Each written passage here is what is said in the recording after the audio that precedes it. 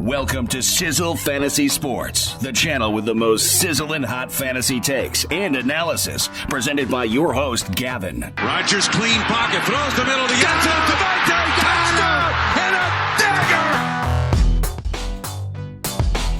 How's it going, everyone, and welcome into the channel here. Before we actually get into my straight game picks for Week 5 NFL action, I'm going to be talking to those of you who are looking to put some money on games this week, and I'll be sharing my 5 personal favorite spreads that I have bet this week, in addition to how you can become a more profitable sports bettor this NFL season, and that, of course, is through the use of OddsJam. It's Thursday, so obviously I'm going to be checking out the odds for this evening's football matchup between the Seattle Seahawks and Los Angeles Rams.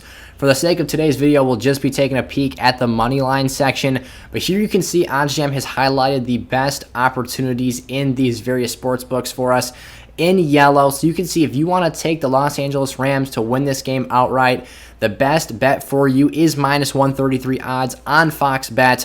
That'll give you the best bang for your buck when you're putting money on that game. And if you're a Seahawks fan, or if you believe in the Hawks and Russell Wilson to take this game, I'm personally siding with the Rams here. But if you want to take the dogs, WinBet's got you covered with plus 125 odds to give you the best return on your investment if the Seahawks is where you choose to go this week. OddsJam also highlights an awesome feature called Arbitrage Sports Bets, which is essentially risk-free betting through the use of mathematical line discrepancies between sports books.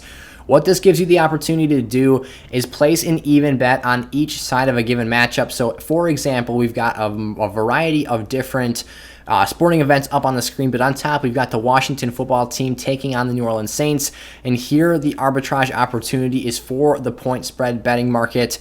On top, we've got 4 different sports books to choose from at minus 278 odds, and on the bottom, we've got plus 280 for 2 differing sports books. And if you take one of those 4 and one of those separate 2 and place an even amount on each of those sports books, you're going to get a guaranteed profit and return on your investment from those games. You can sign up for your free OddsJam account today by dropping down and checking out their website in the description of today's video. I'll also put their Twitter out there for you as well, for you to check out more information about them. You can sign up for your account, get access to their free tools, and as you upgrade your membership, you'll get access to more profitable arbitrage sports bets opportunities and other awesome features from their site. Alrighty, now we can actually dive into my picks that I made against the spread this week, in addition to my straight game picks for Week 5.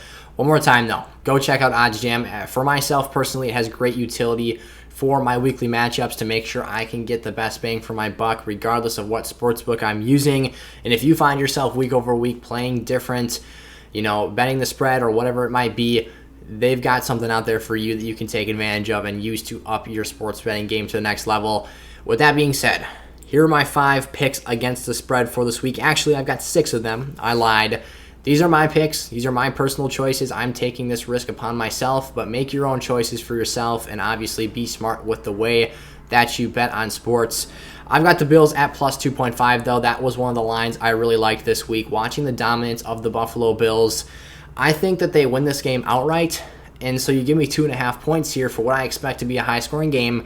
I think that they can close the job out and at the end of the day have the best offense and defensive combination. Now, the Chiefs are right there punch for punch with the Bills offensively, but I don't think their defense is quite on the same level that Buffalo is. So even slowing down Pat Mahomes a little bit, Kansas City's inept ability to stop Buffalo is what I think is going to be the difference in this game.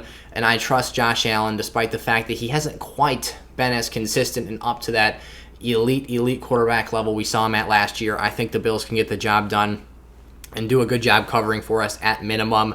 I'm also taking the Chargers plus 1 this week. Now, again, these are probably going to change by the time Sunday rolls around, so if you're watching this later in the week, these might be a little bit different lines. All the more reason to go check out OddsJam, as they will help you find the best odds for you at that given time in real time.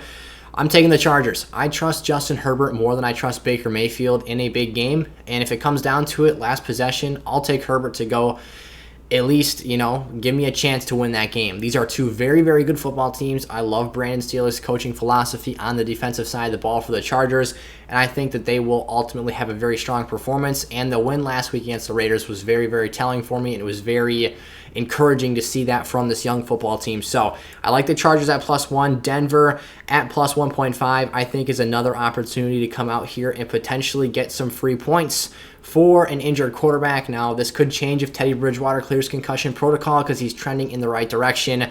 They're playing Pittsburgh, so I don't know if I ultimately trust either quarterback in this game, and I think it's going to be a little bit of a defensive slop fest.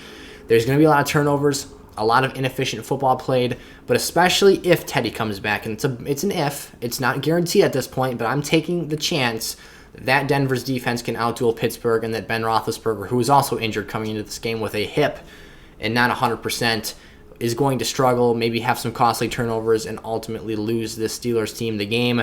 As a Packer fan, I watched them last week. It was pretty miserable outside of a couple plays for the Steelers, so I don't have much faith in them.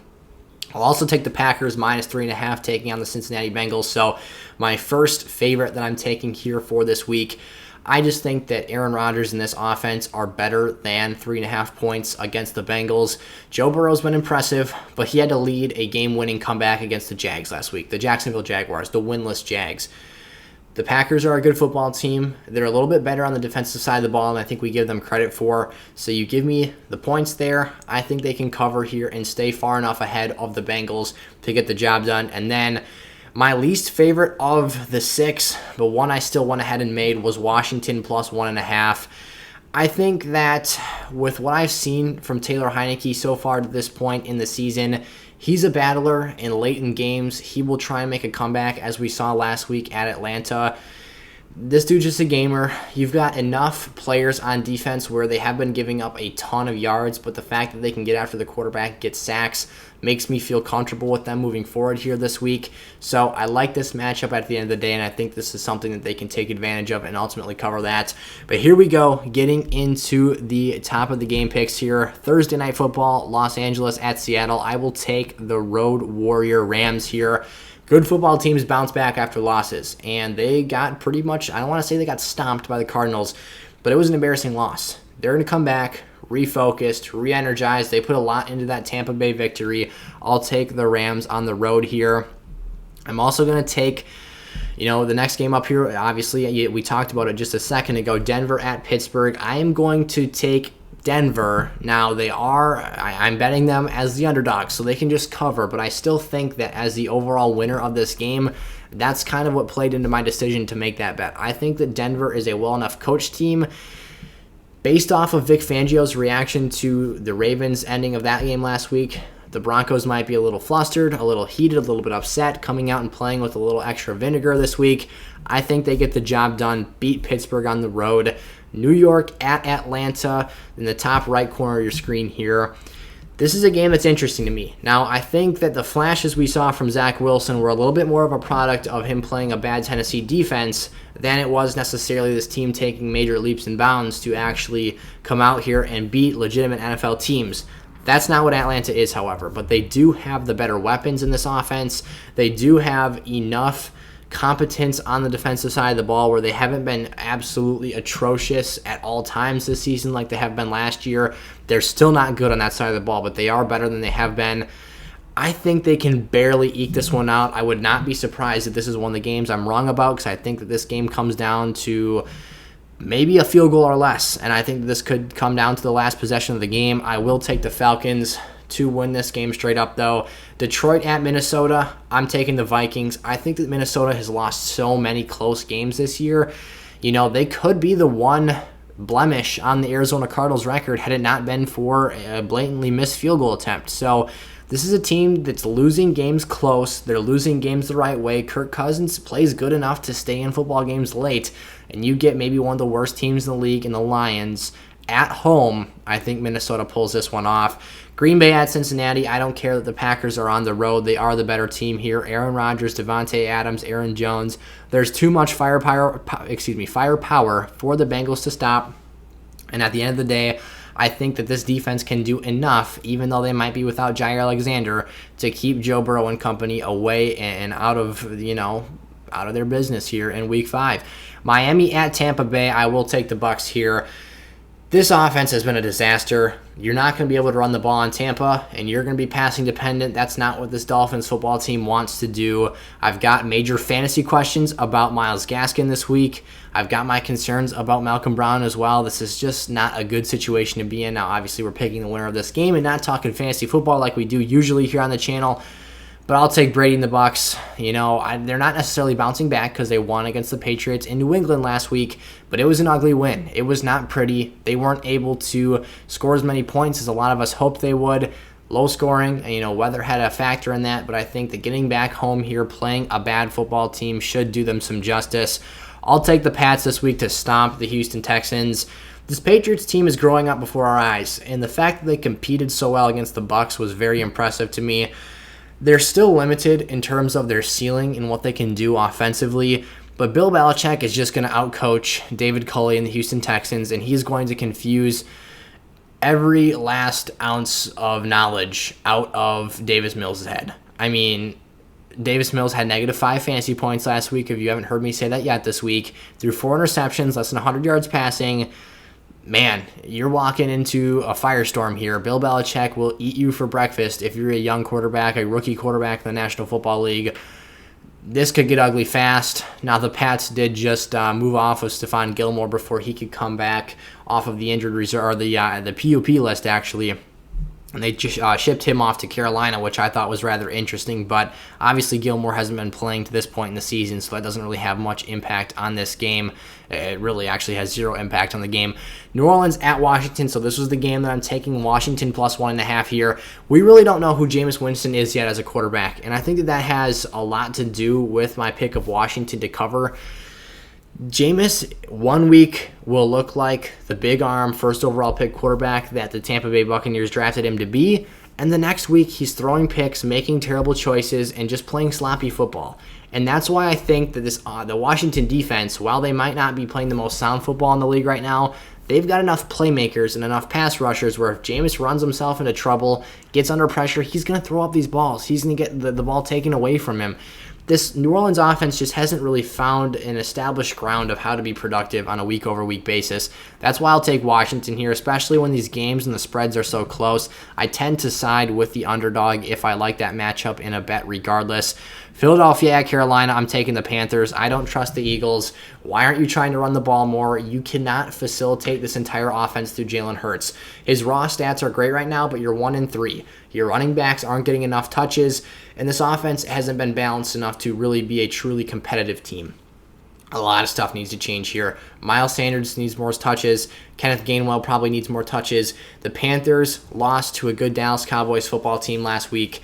They were still impressive in some facets of things, and while they did have some turnovers offensively, Sam Darnold still looks like a much improved quarterback from his time in from his time in New York. Now a Panther. I think they keep this ball rolling, move to 4-1 here, and upset the Eagles. Tennessee at Jacksonville. I will take the visiting Titans. Now, we took the Titans -4. There's too much noise going on in the building right now with Urban Meyer. The Jags have, if they weren't already out on him as a coach and already had not just called BS on everything that he's preached to them so far this season. I apologize because I think I don't remember talking about the Titans -4, but I did have them on my sheet, and they are one of the bets I remember making this week. Tennessee's got some injury problems at the wide receiver position. We'll see if A.J. Brown and Julio Jones can go. But there's too much working against the Jags right now. They just lost DJ Chark, one of their most dynamic offensive playmakers at the pass-catching position. They've got a weak defense, and they're a very, very young team. You add on top of that the drama with Urban Meyer, the added noise. I think Tennessee can just run them out of the stadium here. It's unfortunate to say, but Derrick Henry's probably going to go for $150 again this week and just blow the brakes off this Jags defense. So I'll take Tennessee to win this one, probably by multiple scores. I think that there's a disaster brewing for the Jags in Jacksonville. Chicago at Las Vegas. I'll take the Raiders at home. I like the opportunity from a fantasy perspective for Chicago, who was just recently named Justin Fields their starting quarterback moving forward. I like the opportunity for Damian Williams filling in for David Montgomery this week. Maybe even Allen Robinson and Darnell Mooney have some salvageable fantasy production here.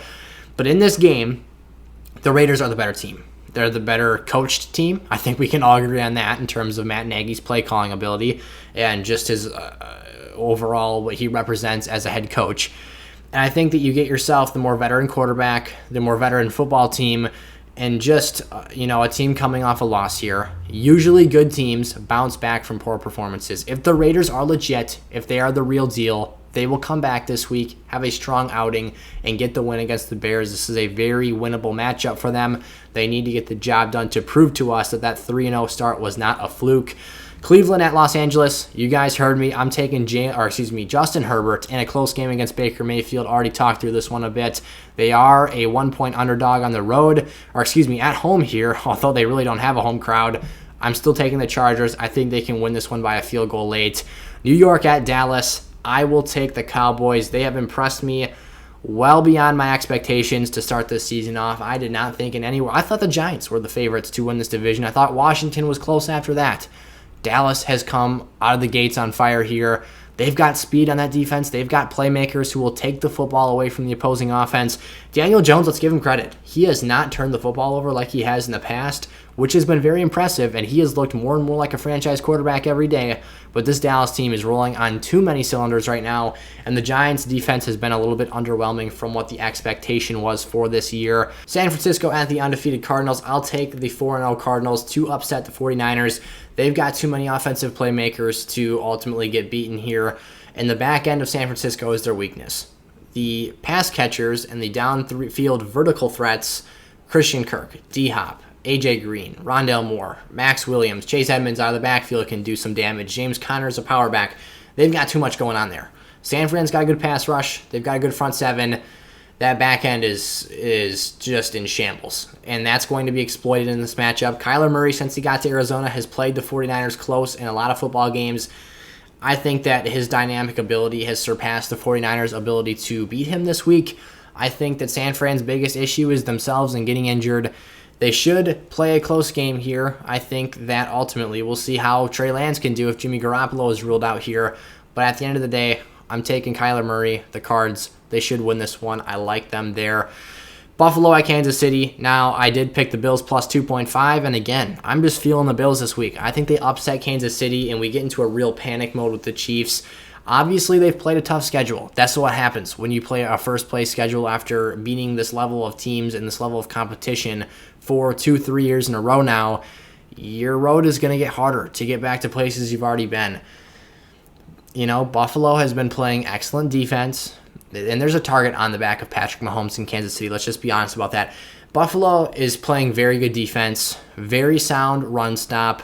Josh Allen gives you a dynamic playmaking presence at the quarterback position, and I think that the overall strength of Buffalo's defense is so significantly better than Kansas City's defense. That'll be the difference here. We talked about that when talking about the spread. I like the Bills here in this one. And then finally, Colts at Ravens on Monday night. I will take the Ravens.